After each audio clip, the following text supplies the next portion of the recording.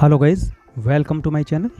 Guys, अगर आप जानना चाहते हैं नाउन के फंक्शंस तो ये वीडियो आपके लिए है, क्योंकि आज मैं लेकर आया हूँ नाउन के 5 फंक्शन जो बहुत ही इम्पोर्टेंट यूज़फुल हैं। अगर आपको इन्हें जानना है तो प्लीज़ इस वीडियो को ध्यान से देखें, कंप्लीट देखें और बार बार देखें।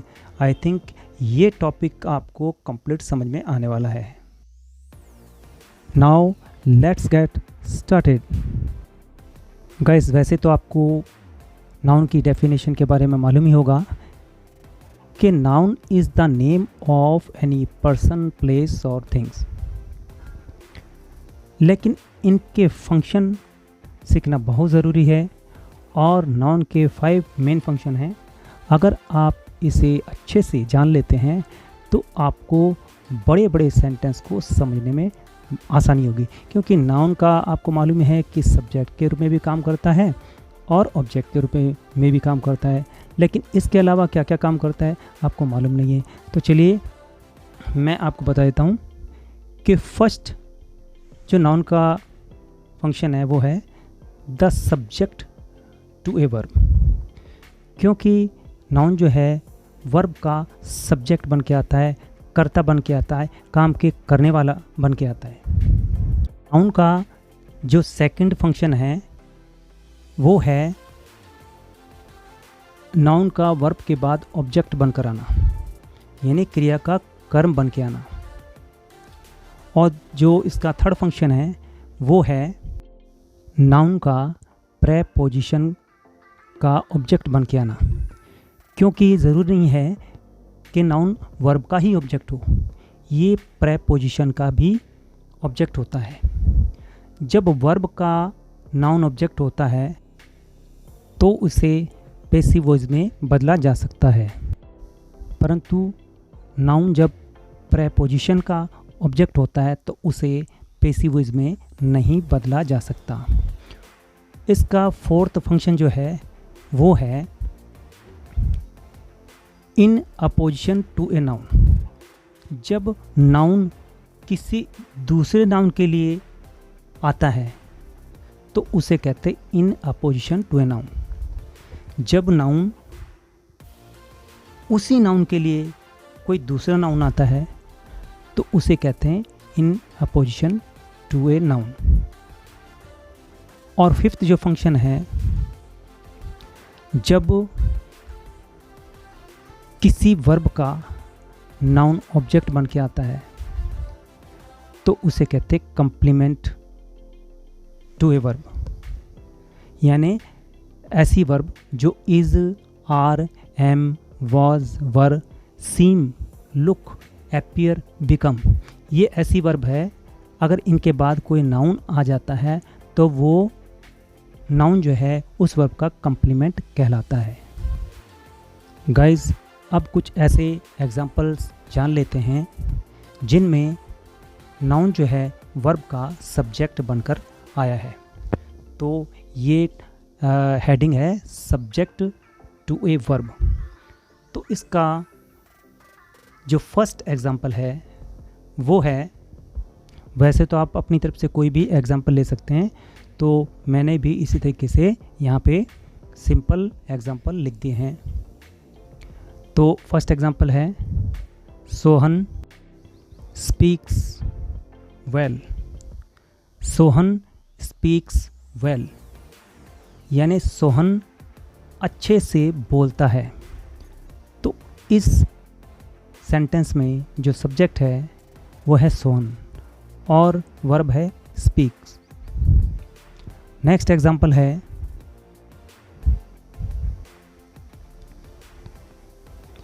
मोहन टेल्स मी आ स्टोरी। मोहन मुझे एक कहानी सुनाता है या कहता है। तो फ्रेंड्स, यहाँ पर वर्ब है टेल्स और इसका सब्जेक्ट है Mohan. Subject to a verb का लास्ट एग्जाम्पल है does Radha know KNOW know, it means जानना। डज राधा नो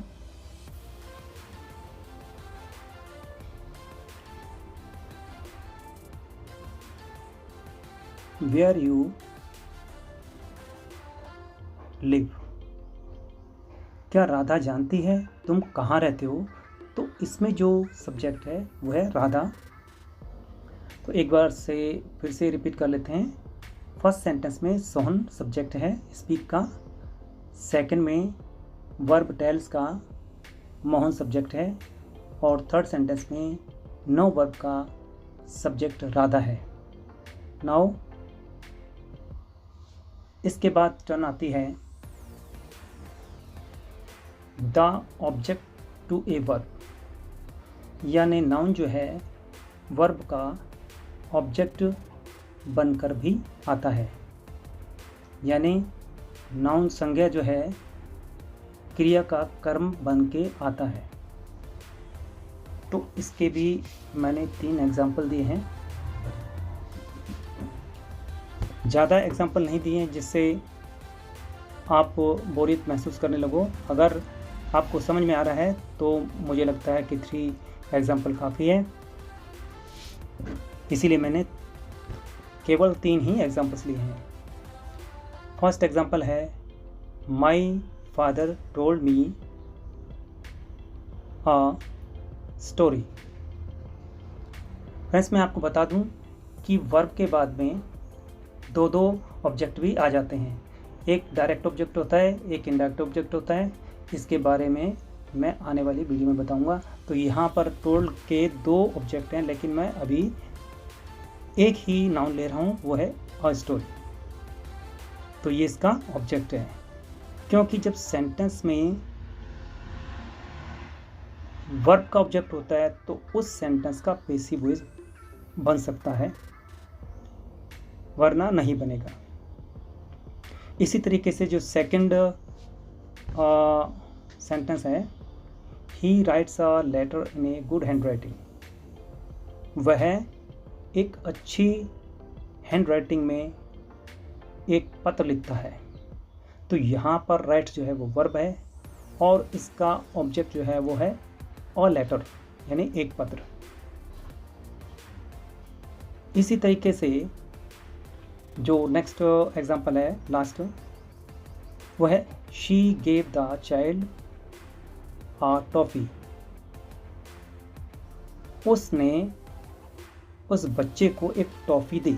तो यहाँ पर गेव वर्ब है और इसका ऑब्जेक्ट है द चाइल्ड। तो मैं एक बार फिर से बता दूं, जब भी वर्ब का ऑब्जेक्ट होता है तो उस सेंटेंस को हम पैसिव वॉइस में बदल सकते हैं, वरना सेंटेंस पैसिव वॉइस में नहीं बदला जा सकता। इसलिए आपका ये जानना ज़रूरी है।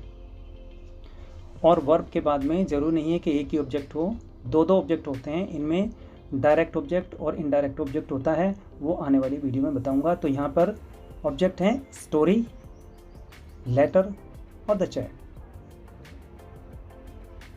गाइस, अब टर्न आती है the object to a preposition, यानी नाउन जो है वो प्रेपोजिशन का भी ऑब्जेक्ट बनकर आता है। और आपको याद रखना चाहिए कि जब भी नाउन प्रेपोजिशन का ऑब्जेक्ट होता है तो इस प्रकार के सेंटेंस को हम पैसिव वॉइस में नहीं बदल सकते। तो इसके भी मैंने 3 एग्जाम्पल लिए हैं। तो फर्स्ट एग्जाम्पल है यहाँ पे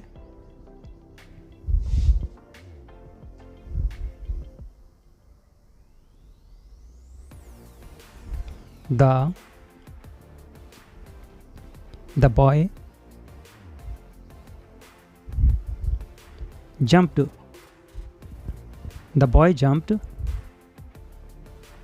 over the wall, यानी लड़का दीवार पर से उछल गया, यानी लड़के ने दीवार के ऊपर से छलांग लगा दी। तो यहाँ पर ओवर है प्रेपोजिशन और द वॉल जो है वो है नाउन।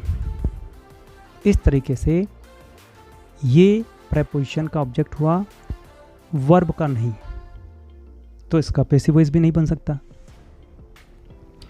नेक्स्ट जो एग्जांपल है, will you think over this matter, क्या आप इस मामले पर सोचोगे, विचारोगे। तो यहाँ पर भी ओवर प्रेपोजिशन है और दिस मैटर ये ऑब्जेक्ट है।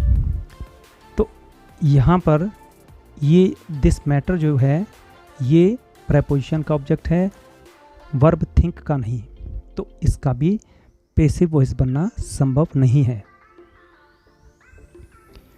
थर्ड एग्जांपल है, the cat jumped upon the bed, the cat jumped upon the bed, बिल्ली ने बिस्तर पर छलांग लगाई। तो यहाँ पर द बेड जो है वो प्रेपोजिशन अपॉन का ऑब्जेक्ट है, जंप्ड वर्ब का नहीं, तो इसका भी पैसिव वॉइस बनना इम्पॉसिबल है। और इस तरीके से फर्स्ट सेंटेंस में ओवर का ऑब्जेक्ट है द वॉल, सेकंड भी ओवर का जो ऑब्जेक्ट है वो है दिस मैटर, और थर्ड सेंटेंस का अपॉन का ऑब्जेक्ट है द बेड, क्योंकि ये वर्ब के नहीं प्रेपोजिशन के ही ऑब्जेक्ट हैं और इनका पैसिव वॉइस नहीं बन सकता, क्योंकि पैसिव वॉइस वर्ब के ऑब्जेक्ट होने पर ही बनता है। अब टर्न आती है the complement to a verb, the complement of a verb, यानी नाउन जो है वो वर्ब का पूरक बनकर आता है, कंप्लीमेंट बनकर आता है। एक बार फिर से बता दूं कि कुछ ऐसी वर्ब्स होती हैं जैसे कि is, are, am, was, were, seem, SEEM, seem, look, appear, become. ये ऐसी वर्ब है जब इन वर्ब के बाद कोई नाउन आता है तो उसे कहते हैं कॉम्प्लीमेंट ऑफ ए वर्ब, यानी उस वर्ब का वो नाउन कॉम्प्लीमेंट कहलाता है। तो यहाँ पर जो फर्स्ट एग्जाम्पल है वो है ही इज़, वह है, मतलब क्या है, अ carpenter, he is a carpenter, यानी वह एक कारपेंटर है, बढ़ई है। तो इज़ यहाँ पे टू बी वर्ब है और इसका जो कॉम्प्लीमेंट है वो है अ कारपेंटर, क्योंकि इस जो वर्ब है इसके अर्थ को पूरा किया है कारपेंटर ने। तो इस तरीके से हम कह सकते हैं कि ये नाउन जो है इस वर्ब का कॉम्प्लीमेंट है। सेकंड जो एग्जांपल है वो है द बॉय सीम्स थीफ, यह लड़का चोर लगता है, यह लड़का चोर लगता है। सीम्स मीन्स होता है, सीम का मीन्स प्रतीत होना, नज़र आना, दिखाई देना। तो यह लड़का चोर प्रतीत होता है। तो सीम जो है वही वर्ब है जो मैंने आपको बताई है और इसका कॉम्प्लीमेंट है थीफ। नेक्स्ट जो एग्जांपल है वो है दीज आर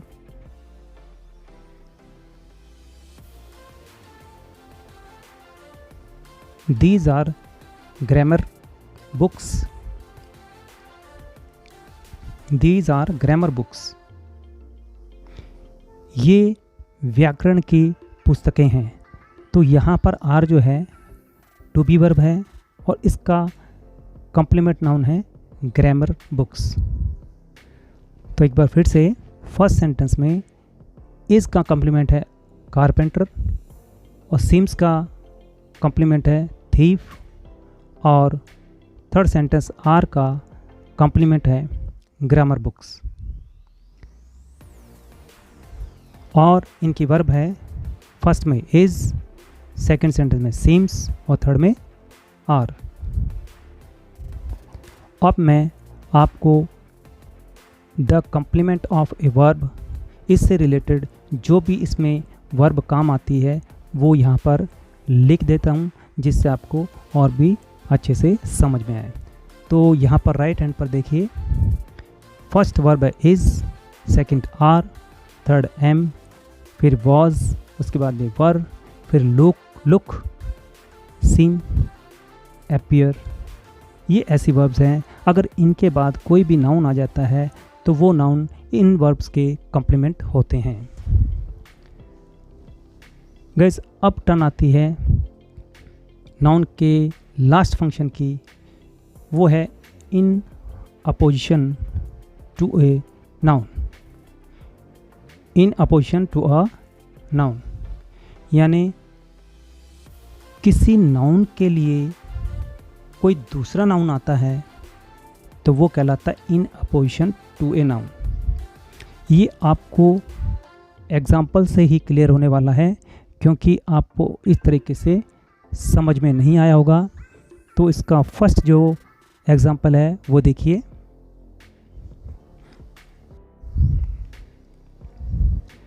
राजू। अब राजू के बाद में कॉमा, क्योंकि ये पहला नाउन आ गया। अब इसी के लिए दूसरा नाउन आएगा,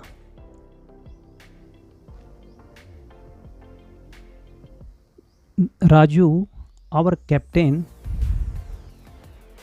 यानी राजू के लिए ही आवर कैप्टन आया है, क्योंकि ये नाउन इसी नाउन से रिलेटेड है। तो Raju our captain will not play the match, play in the match. Raju our captain will not play in the match. Raju हमारा कप्तान मैच में नहीं खेलेगा। तो यहाँ पे समझ लीजिए एक बार फिर से, राजू के लिए ही इसी से रिलेटेड दूसरा नाउन आया आवर कैप्टन। तो ये आवर कैप्टन जो है वो in apposition to a noun है। आई थिंक आप समझ गए होंगे। थर्ड एग्जांपल है, he lives in Delhi. First noun आया दिल्ली, तो कॉमा से अलग कर दो, क्योंकि कॉमा यहाँ पे ज़रूरी है।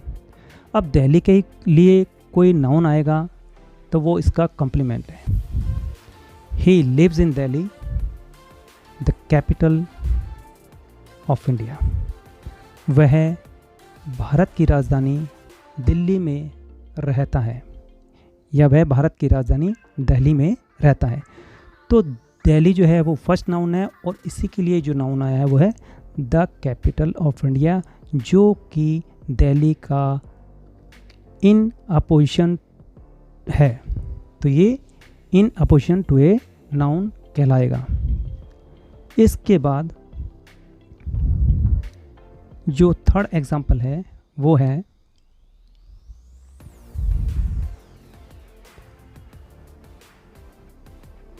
महात्मा गांधी। ये फर्स्ट नेम है महात्मा गांधी। अब कॉमा लगेगा, क्योंकि in apposition to a noun से पहले कॉमा लगता है। Mahatma Gandhi the father of our nation, the father of our nation. अब guys the father of our nation ये है महात्मा गांधी का in apposition to a noun, क्योंकि महात्मा गांधी के लिए जो नाउन आया वो है the father of our nation. अब सेंटेंस कंप्लीट कर देंगे। Was very simple, was very simple, यानी महात्मा गांधी हमारे राष्ट्रपिता बहुत सिंपल थे, बहुत साधारण थे। तो आई थिंक गाइज आपको ये वीडियो समझ आ गई होगी, नाउन के फंक्शन के बारे में पता लग गया होगा। तो प्लीज़ मेरे चैनल को सब्सक्राइब करें, लाइक करें, शेयर करें। Thanks for watching video.